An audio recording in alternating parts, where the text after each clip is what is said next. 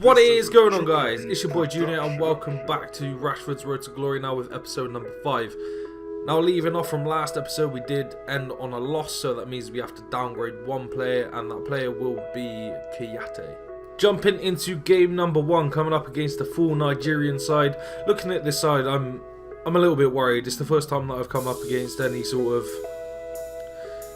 a different team, if you will. Obviously, quite a lot of the teams that I'm coming up against that you've seen is kind of similar, BPL, around the same players, but I thought with Musa and MNEK up top, I thought that they would be causing me problems. Now, I was wrong for once, to be fair.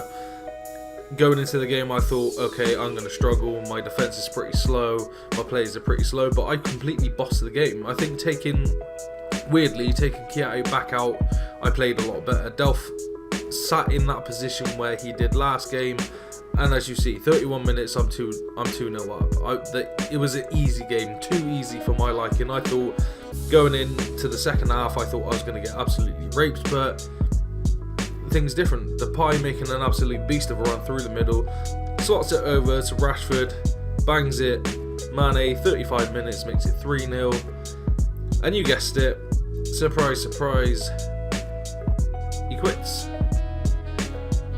Now, bearing in mind, I'm not exactly high up in the ranks. You would have thought that, considering the way that FIFA goes, he would have played it out, but clearly I was wrong.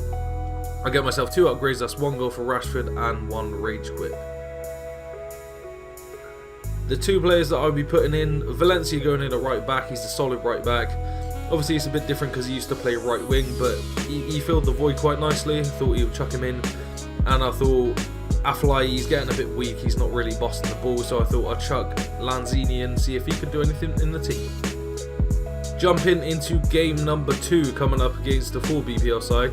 Literally just saying this, full BPL side, bit of a different formation, which is nice to see. You don't really see a lot of people using the 4-2-2 formation. Another one, I thought I was going to get absolutely bossed. Obviously, in my opinion, to use a formation like this, you need to know what you're doing. I'm quite bog standard in terms of playing with the 4-3-3 or the 4-3-3-4 with the centre attacking mid. Again, I was proven wrong. Rashford, I don't know why. This Friday you'll see in the video exactly what I mean by the players not doing what they're supposed to do. Rashford's card is overpowered for how little you pay for him and how much he does. It is ridiculous. Anyways, into the episode, into the second game, 2-0 up, 31 minutes, Rashford's having an absolute field. Now, I never know in terms of what to do with the goalie. I know this makes no sense, but everyone that I've used previous to, say, Valdez, in terms of big spending, I remember buying Jack Butland when he first came out, FIFA 17, I think it was like 20 odd K. Now, Jack Butland's probably the exception to the rule because he's amazing in this game, but say someone like Claudio Bravo, I use him in my main team on my other account. If anything, Valdez does more than him. If any of you know a decent keeper that I could put in, do let me know down in the comments. Obviously, it's an episode of progression, it's a series of progression, so, you know. 81 minutes in, Ramsey manages to find himself in a lot of space. I don't know what happened to my defence, they kind of fell asleep. And yeah, makes himself 2-1. Now, Mane, I haven't spoken a lot about this card and this player, Liverpool.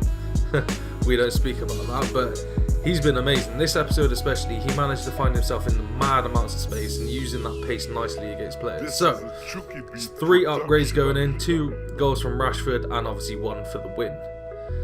Now, this is where I thought, right, I don't really know who I can put in because the players that I have, Cresswell was playing amazing, Idris Ageo was playing amazing, and obviously, you know my opinions of Delph, even though he's absolutely shocking in real life.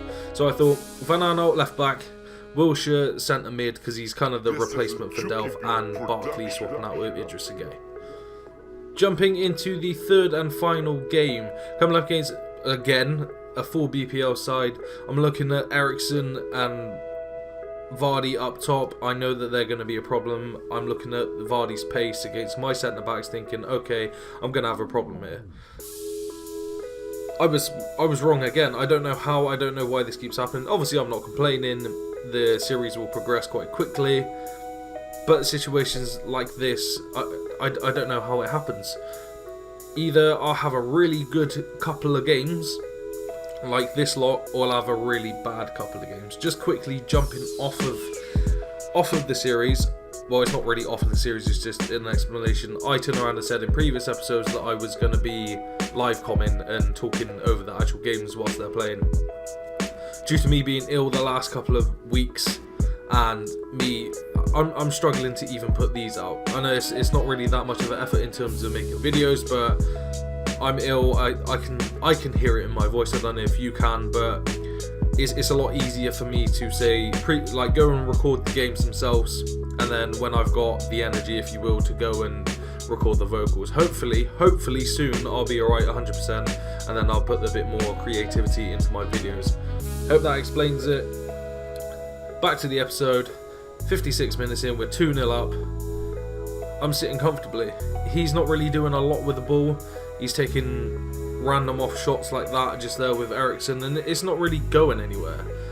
Now, if people played the way that they should, I know this is a very blasé thing to say, but if people abuse the situations that they're in, like this as an example, if you need to run, sweat and pace to get yourself in the game, do it.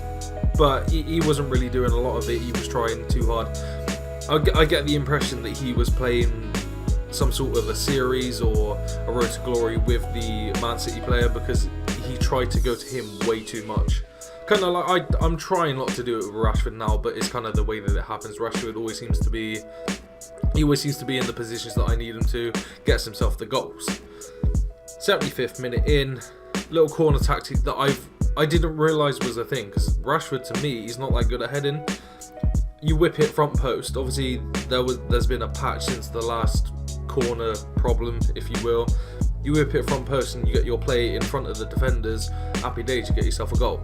So into the next episode, we have 3 upgrades going in. So that's 2 upgrades for the goals and 1 upgrade for the win. If you have enjoyed the video, please do drop a thumbs up. Let me know that you've enjoyed the video. I aim to be making the videos a little bit longer. 7-8 minutes to me is a bit short, but anywho, until next time guys, have yourself a beautiful day, and I'm gone.